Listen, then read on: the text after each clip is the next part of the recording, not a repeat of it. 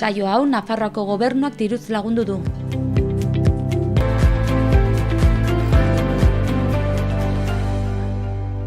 Txanogorritxo bere amonaren etxera joan, janariarekin eta ardo botila batekin. Eta bidetik, Txanogorritxo pentsatu zuen, agian dastatu pixka bat ardoa ea nola dagoen, bai? Eta, Hori, ireki zuen ardo botila eta, tragutxo bat eman zuen, hartu zuen tragutxo bat, eta jarraitu zuen ibiltzen, baina, karo, berehala kontu datuen, ostia, doia ematen dit, eta beste tragutxo bat, eta azkenean edan zuen ardo botila osoa. Eta amonaren etxera izi zenean, sartu zen etxera, eta ez zuen konturatu ohean bere amona orde zegoena otsoa. Esgarritu. Eta pensatu zuen, ze tipo guapoa. Eta beraekin hasi zen musuka egiten eta ohera sartu zen. Baina, eta pasatu zen gaua beraekin. Hurrengo egunean, otsoarekin zegoela konturatu zen, eta bere pekatuak garbitzeko konbentu batera sartu zen. Hau da. Edo bere burua hil, edo konbentu batera joan zen. Baina gu pentsatu dugu hobe dela konbentu batera joan zela bekatuak garbitzeko. Eta amona? Amona jana zegoen. Otsoa jan zuen. Amona zen. Beti bezala, hori beti bezala. Eiztaria ez da gertzen. Eiztaria tabernan dagoen. Ez da gertzen. Kontu honetan ez da gertzen. Eiztaria ez da. Eta gero otsoa nola gelditu zen? Otsoa, basoan gelditu zen. Geratu zen ohean, lotan.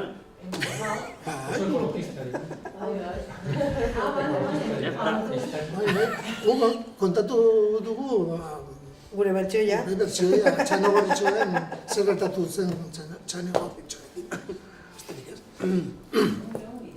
Pinotxo, oso miren, Pinotxo, zer gertatzen da Pinotxorik? Pinotxo esnatu bezain laster txurrupada eder bat patxarana hartzen du. Zelako fama. Horren ondorioz, bere sudurra beti dago gorri-gorria. Pinotxo mozkorzale hutsa da. Egun batean lanera joaten zenean, Txanogorritxorekin topo egin zuen. Eta Txanogorritxo ikusi ondoren galdetu zion. Zergatik badaukazu zure sudurra hain gorria? Jarraitu. Pues ez daki. Baina eratxeagatik. Eta Pinotxo esan zion, niri asko gustatzen zaio osasuna. Osasuna. Eta osasuna bere kolorea gorria da, eta nire itxura gorria da osasuna bezala. Beste... bukatu da, Horregatik. Eta Txanogorritxok zer egin zuen? Txanogorritxo, lagundu Txanogorritxo Pinotxo lagundu du zelai osasuna. Partido ikustera, osasuna. Izadarrera. Izadarrera, bai. Eta biak joan zeren partido ikustera. Bai. Txanogorritxoekin, Txanogorritxo gorria. Bai. Baina biak liatu ziren edo ez? Azkenean, bai. Azkenean. Baina, Lanbia ondoan dago eta, bueno, historia oso luzea da. Bihar jarraituko dugu. Bihar jarraituko duzuen? Bai. Historia komplikatua. Orduan, futbol partiduan lamina ere bat zegoen, haien ondoan. Hor zerbait dago, Baita Zajaun ere. Ah, bai? Zadaz daia. Bai. Eta pankoa zuri dago. Bai, Bai, pertsona zabazarekin, edernu zuri. Palkoan, edo bezuri. Palkoan, bai. Bale, ba, bihar segituko dugu ipuñoa. Bai. Pinotxo deitzen zuena, bazen behin, kamaroiak eta angilak. Eta txipak. Eta txipak, bai. Eta txipak. Bere sudurretik, Egun batean,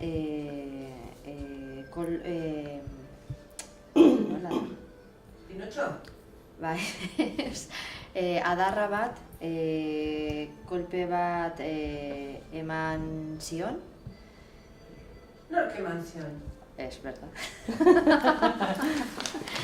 Pinotxo kolpe bat eman zuen adar batekin. Baina adarra la sudurra, zer zeukan luzea?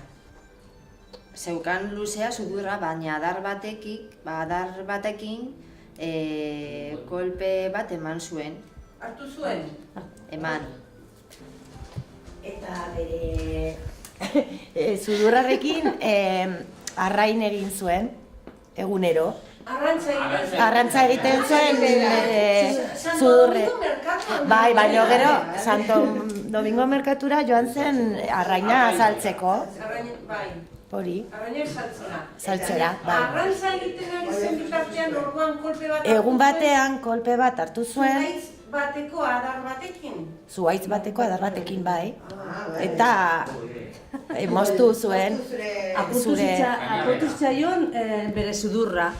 Orduan ezin zuen lan egin segitu. Eta pentsatzen duen, hobe izango zela politiko moduan lan egin. Orduan hartu du lan hori eta politiko egiten zituenez hainbat gezurra, lortu du bere antzinako sudurra. Eta orduan, bai, politikari lanak egiten zituen, politikari bihurtu zen. Eta egiten zituen esaten hainbat gezurrak, lortu zuen antzinako sudurra hain luzea. Eta bere ametsa zela, hori, arraina berriro arrantza harrapatzeko. Harrapatzea. Eta bueltatu zen berriro arrantzale izatera. Baina jendeak boto ematen zion edo?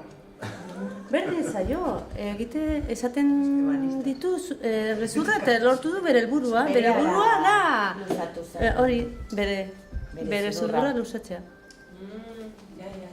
Oso, ederki, oso ikun politak, Oso ikun politak.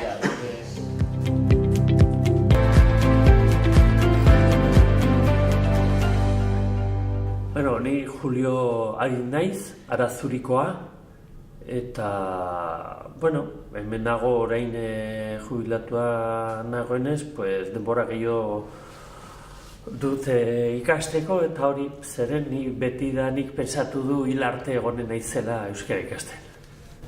Eta ni Malen naiz,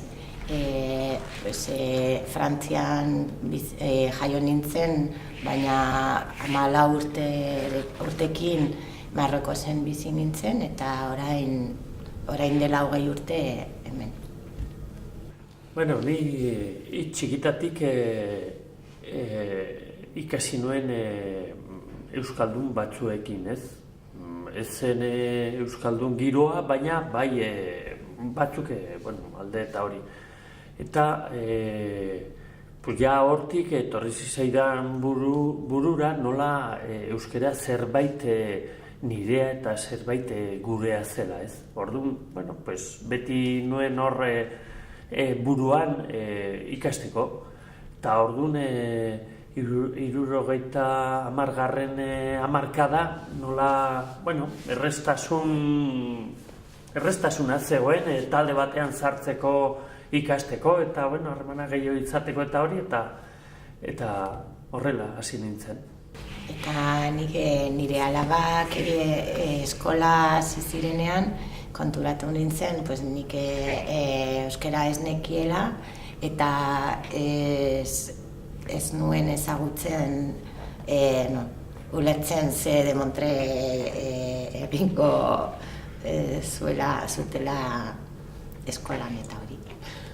Arrazoi nagusia ikasteko, pues hori, konbentzitu nintzelako zerbait nirea zela, gurea zela,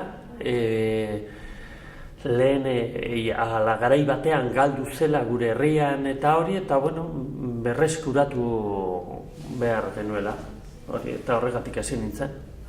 Eta Malen, zure kasuan?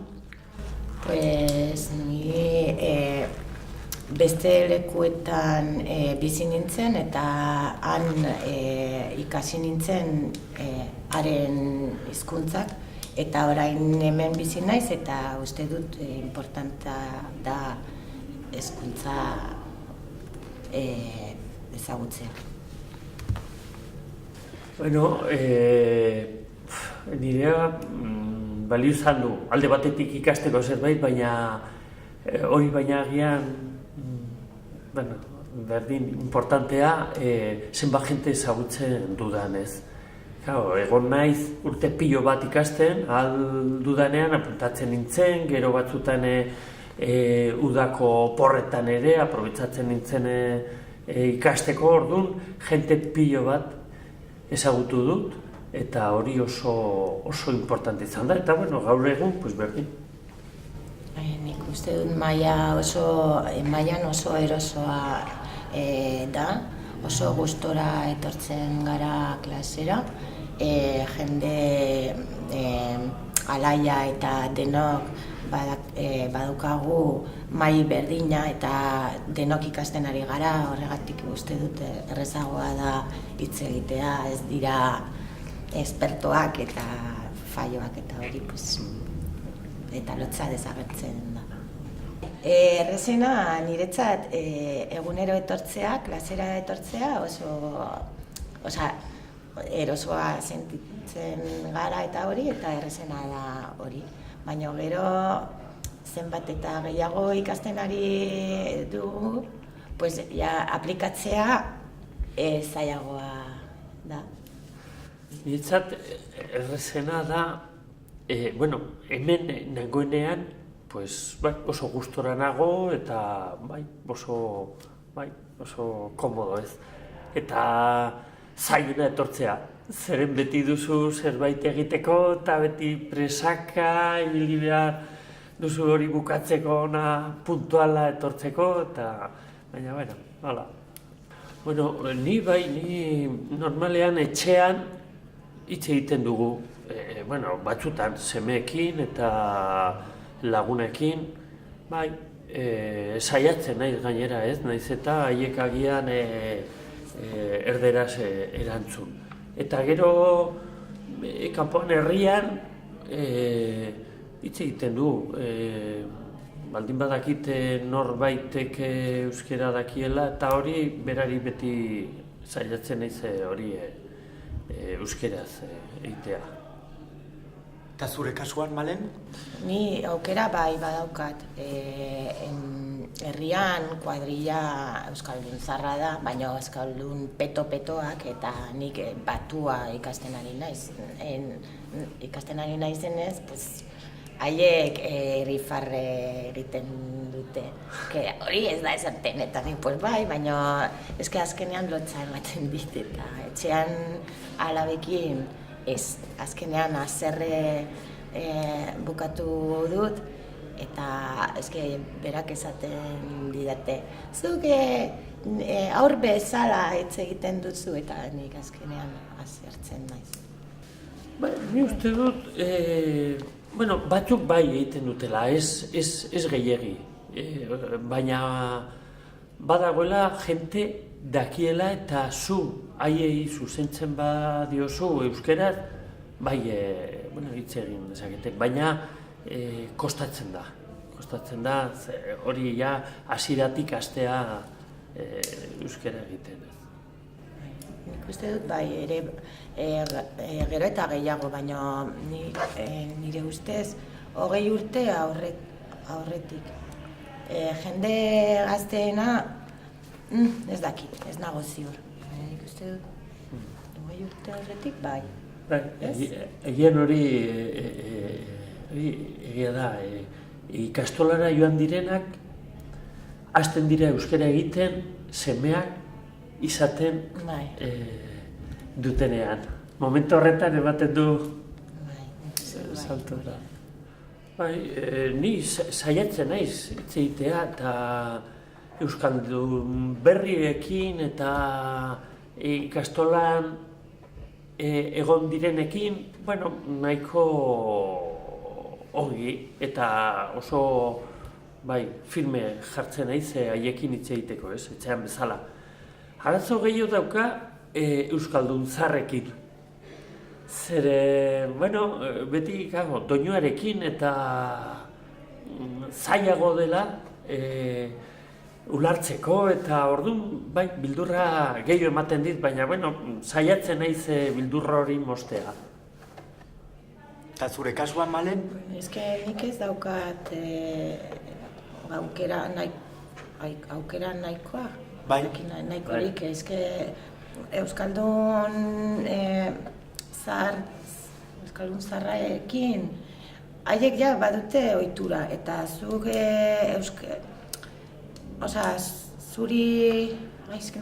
zuretzat esfortzu bat da. Bai, eta haiek ja badute ohitura zuretzat gaztelaniaz hitz egiten eta haiek ezin dute hori egin. Eta azkena no me sale.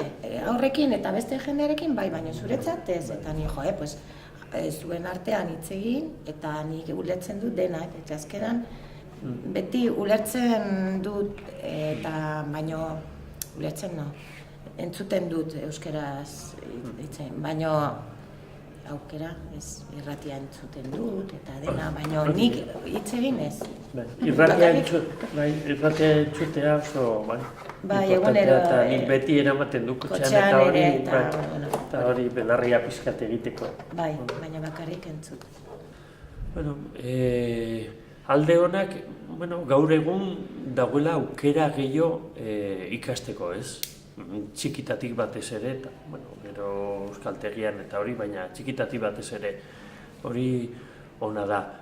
Eta gero ere ona da, giroa pizkat aldatzen nahi da horrekin, ez?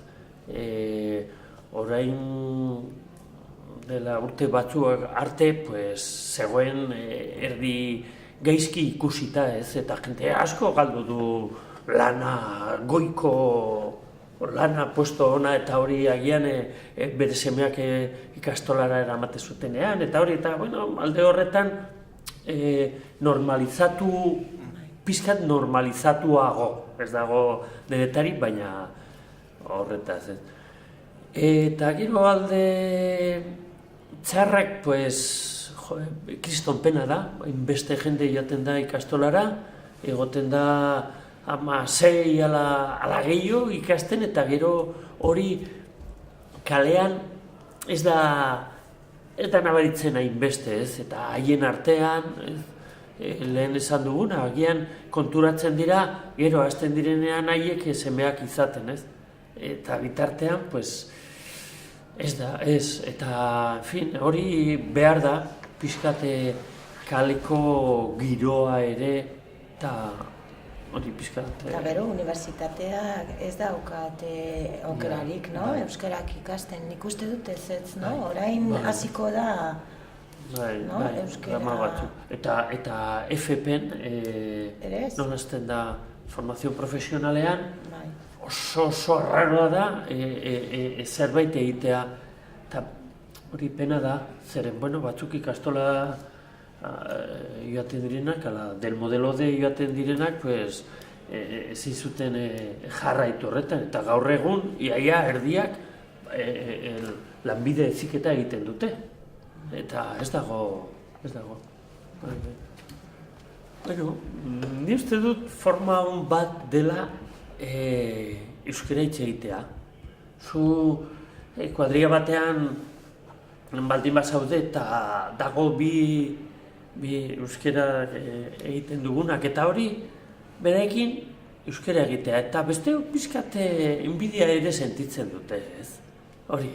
Eta hori da forma bat, animatzeko beste jendeak gian, joder, haiek egin daiteke horrela euskeraz, eta dira gu bezala hori eskolan, tabernan gaude beti diraik, eta joder, haiek egiten dute eta nik ez. Orduan pixkat enbidia sartzeko ere. Nik uste dut hizkuntza oso polita dela, eta hizkuntzak ikastera ere oso polita eta oso entretenigarria dela, eta gainera hizkuntz hori, euskeraz, orain gero eta gehiago entzuten gara kaletik eta tabernatik eta hori eta entzutea oso ona da guretzat, no? Gero beste gauza, hori egiten du. Hitz egiten duzunean eta hori eta jakin araztea bestei, nola, zerbait gurea dela. Oso importantea dela eta zerbait galduta eta gure eskuetan dago, zerbait jartzea. Nik iaz irabazi nuen AEK-ko lehiaketa bat, irabazi nuen, eta leloa zen, nola zen, plazer bat bizio bihurtu zen. Ezke, niri asko gustatzen zait hizkuntzak, horrokorrean, eta ikastea ere, eta ez da hain zaila, nik uste dut ez da hain zaila. Eta hori, plazer bat izan zen lehen, baina gero eta gehiago badakizu, pixka bat gehiago nahiago duzu, eta hori azkenean egun bizio bat bezala. Lema bat, hori lehen esan bezala, gurea defenda dezagun, hori bat. Eta gero ere, ez dakit nola, gure burua irikiago izateko.